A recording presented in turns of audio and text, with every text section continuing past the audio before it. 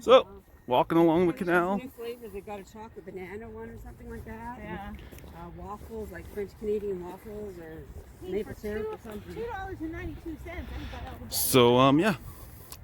We could go for walks in the Arctic, but we'd be walking in 3 or 4 feet of snow right now. No, right now it'd be slashed with ice on the bottom.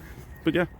So we're about to take the mother-in-law's car to go to Timmy's. First off, I hope there isn't a fucking pebble on the road because look at how low this car is. Second, how in the hell does anybody drive that? Look at where that seat is. Look at that seat. There's no way. Okay. Bye guys. So we're about to go to Costco to buy meat for the family. My in-laws bought a triplex when they moved to Welland. It's a triplex, and what they did was they opened it up to be a multifamily home, but like a shared multifamily home. And basically there's a different family on each level of the house. Now the problem with that is there's like 4 doors in, so you go through whatever door you're closest to when you're coming in the house. Well, when you're going to leave, and you forget which door you came in last, you don't know where your shoes are. I just walked through the whole house trying to figure out where I left my shoes. Oh, and Colleen's crying. Come here, Colleen. Come say hi. Oh, the baby girl. Oh, the baby girl. So Colleen was a dog I rescued myself. She's Great Pyrenees. She's mixed with something. But my cousin bought her for his daughter. And his daughter became violently ill in allergies to the dog. He was going to put her in the SPCA, and I already had my boxer and my mastiff, but I'm like, you know what? I know Great Pyrenees, most people can't handle them. I'll take her and find her a home. So I took her, and then when I started dating Alicia, her parents were like, oh, I've always wanted a Great Pyrenees. I love them. They're beautiful. They're this, they're that. They were always dog people themselves, and I'm like, you want a Great Pyrenees? I have a Great Pyrenees. Do you want one? So now I get to see Colleen all the time, right, Colleen? Oh, yeah, my baby. Mwah. Okay, I gotta go. I gotta go, baby. She cried and freaked out when I came in this house the first time. Anyway, I gotta go. Bye-bye. So I'm sitting in my pink room in Ontario. Today's my birthday. 39 years old today. Excuse me. Birthdays aren't a good time for me. Never have been. When I was with my ex-wife, you know, they never were great. When I was younger, I would be reminded all the time about how this was the day that I ruined my mother's life. They just never were good for me.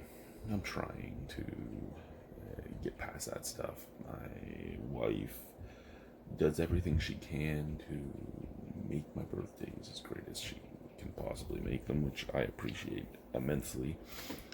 We had a talk last night about how she hates when my birthday comes up because she feels as if I'm just not going to appreciate things, and she's going to feel bad about it. And I'm like, look, you do an amazing job. I'm sorry that I am the way I am when it comes to my birthday. I try not to be, but I had 35 and a half years of that before I got with you. So I've had 3.5 or so years with you. It's not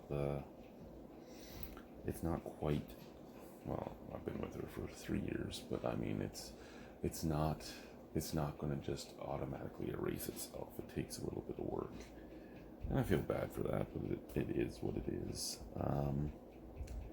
Having a great time in the South right now, and yeah, like I've told a few people that have asked me what it's like. I'm like, man, being at a stay-at-home order in Niagara region is still 150 times more freedoms than not even having a lockdown up in the Arctic. Again, perspective. I will go into stores and they're like, how are you? And I'm like, I'm great. How are you? I can't believe you're so happy. You guys have no idea. Go into the bank to get a new bank card, and they're like, well, why didn't you go to your bank to get your new card? I go, what fucking bank? Well, how many people are there? This many. Oh, that must be boring. I go, you guys don't, there's that many people. Do you know how many houses there are? Because there ain't enough houses for that many people. Like, none of you understand.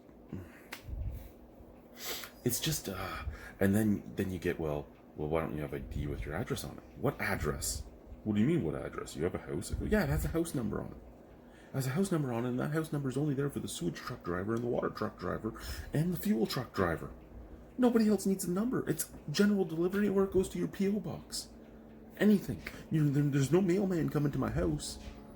There's one store with a fucking set of P.O. boxes, and then he also has a pile of shit that just is for everybody. Because it's general delivery. And you go in, you say your name, and they go and find stuff that's for your name. Like, you know, I've heard a lot of people that have gone to work up in the north make fun of some of the Inuit up there about, you know, how they don't seem to be in touch with the rest of the world because they're insulated to that culture and that area of living. And that gets me angry, especially when you come back from the south, well, come back from the north and you're down in the south, and you realize just how many people down here are completely ignorant of what life is like up there. I mean, it goes both ways, and I think that's where a lot of people get lost, is they only think it goes one way. Well, no, these people are so insulated with the way their life is down here. I say these people, again, it's just everybody down here. Just in the south, people that haven't been to the north in the south are so insulated with southern living that they can't even fathom a place that has nothing and has no way of getting to anything for the most part. I mean, lots of great people live up there, and there's lots of beautiful scenery. If you like being out on the land, it's great. But if you're looking for a place with a bunch of restaurants and a bank and being able to get mail in a few days or even a week instead of like possibly a month, if you're looking at a place that isn't going to have Amazon charge you $39.99 as a base rate to ship a movie to you, the north isn't for you. And again, we're talking past the tree line, right? Like, when we landed in Kujarapik, I was like, oh my god, trees. I haven't seen trees in forever.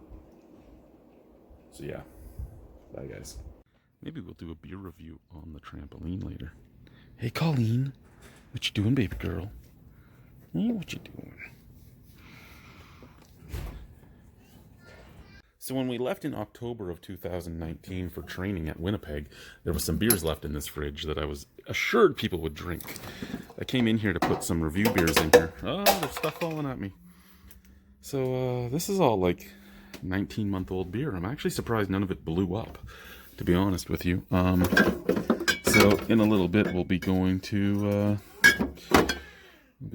dump it because it is just that old. And it was stuff, some of it I had to review and just ran out of time, and some of it was just stuff that people had sent me, and some of it was a makeup package from a brewery.